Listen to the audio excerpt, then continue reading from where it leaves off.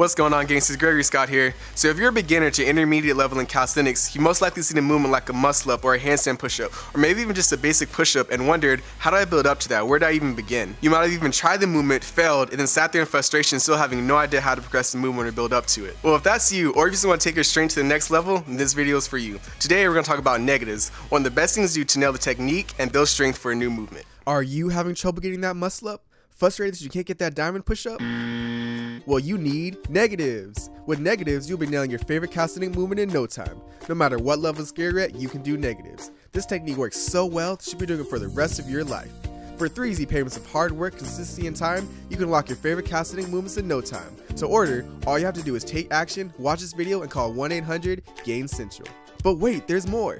Take action and watch this video in the next 5 minutes, and you can already be 1% better for the day. This offer will never expire because you can always put in hard work. Don't hesitate. Order your negatives today. Alright, so we're going to look at 3 different things. First, what is a negative? Second, we'll look at why is it beneficial? And lastly, we'll look at different movement and exercises that all can implement negatives. What is a negative? A negative is the eccentric or lowering portion of a movement. So let's look at a basic push-up. In a normal push-up, we are lowered to the bottom and then push ourselves back up. Now, if we weren't able to do a full push-up, we would do a push-up negative. So we start at the top of the movement, lower all the way down as slow and controlled as we could, and then reset.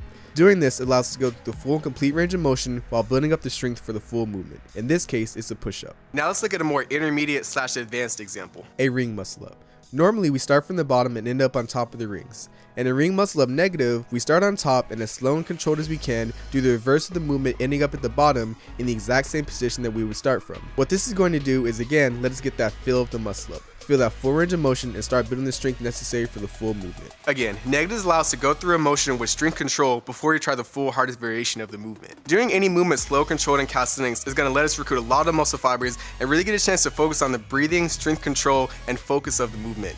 Doing any new movement in calisthenics is going to be challenging at first, but as we create those pathways, the movement gets easier and easier. After we create that pathway in the brain and start going through the movement, the learning curve exponentially increases.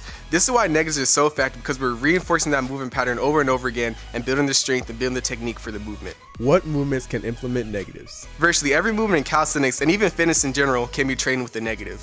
Leg movements, pushing movements, pulling movements, core work, etc., all can be trained with negatives. Once you learn to understand the concept of negatives, how it can benefit you, now these into your training, you'll get to that next level of gains. To end this video, I'll show you several different ways you can implement negatives to get to that next level. For increased time retention and to solidify your squat form, you can squat with a 5-second negative.